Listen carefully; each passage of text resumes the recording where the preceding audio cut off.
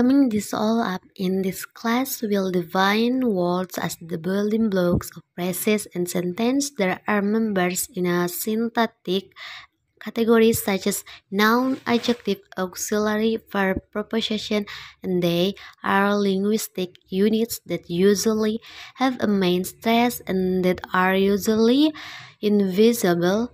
Okay, with all this is mind, let's move on to the main question for today. How are new words formed in English? New words enter the English language all the time.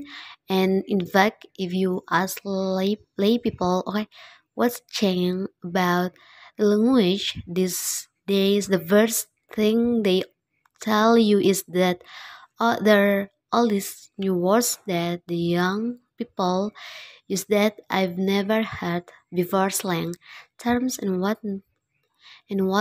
Well, that's true, of course, that there are new words. We'll talk more about language change later in this course. So why should we be looking at? So why should we be looking at words formation? Well, there are different ways of critique new words, and it's interesting to consider these different ways from a linguistic perspective.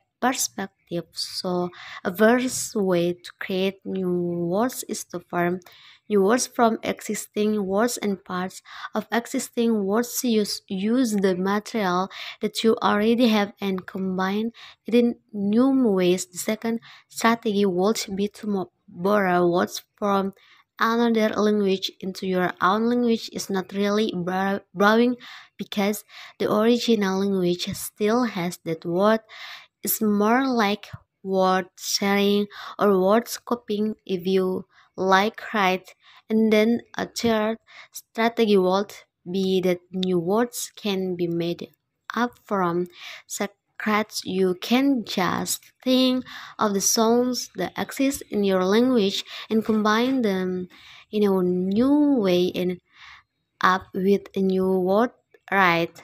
In this video, mainly this first option, forming new words from existing words and parts, which covers a range of different word formation process. What process will I be talking about? Well, I've singled out 7 that I think are important, and then you should remember: compounding, a vexation, conversation, clapping back, formation, economy, and blending.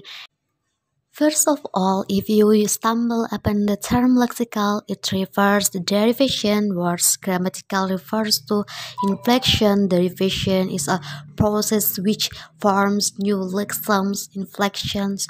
Job is to transform such lexems into their respective word forms to make them fit into a sentence pattern. An example for derivation is adding to suffix full to the lexem respect, resulting in the word respectful. If you add the prefix did, you get disrespectful. An example for inflection is the conjugation of the verb to go into wine, or even adding the third person.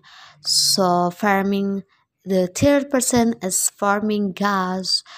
The what is it? Gas. You probably recognize that this example of derivation changes the word class of our original lexem.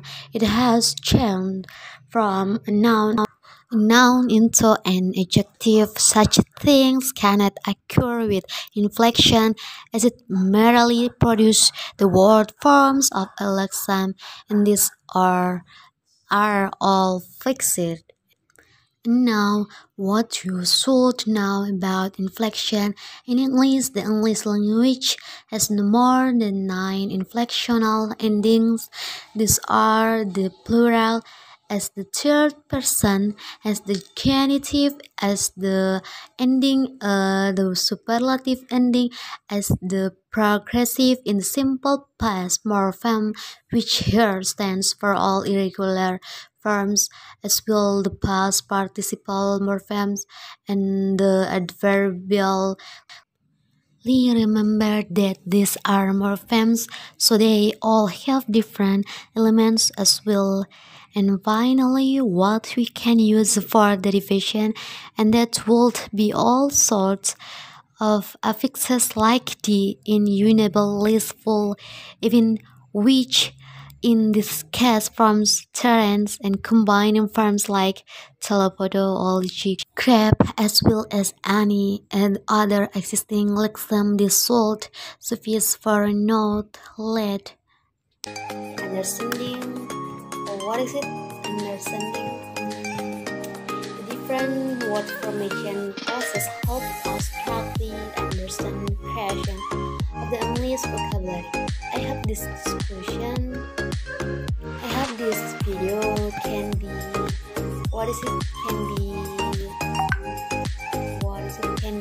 Can help me and all of us understand this different word formation process.